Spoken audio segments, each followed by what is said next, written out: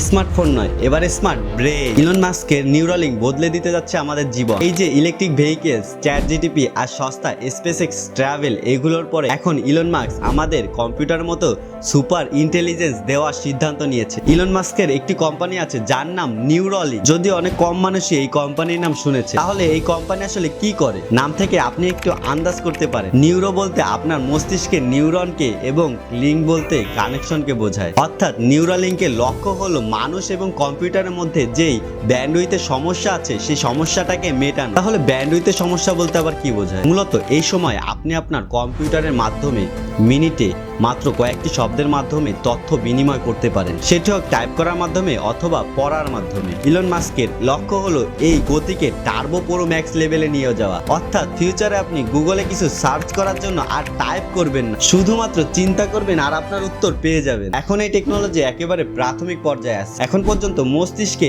ইমপ্লান্টের মাধ্যমে প্রতিবন্ধী ব্যক্তিদের হাত পা নাড়াতে সক্ষম করার পরীক্ষায় এটিকে এখন ব্যবহার করা হচ্ছে। তবে ভবিষ্যতে আমাদের ফোন এবং কম্পিউটার আমাদের মস্তিষ্কের সাথে যুক্ত হয়ে যাবে। আমি জানি এই ধারণাটি এখন খুব অদ্ভুত লাগছে, কিন্তু ইলন মাস্কের কোম্পানিগুলোর ট্র্যাক রেকর্ডগুলো একটু দেখে আসবেন। আপনার কি মনে হয় কখনো আমরা আমাদের ব্রেনকে কম্পিউটারের সাথে সরাসরি সংযোগ করতে পারবো?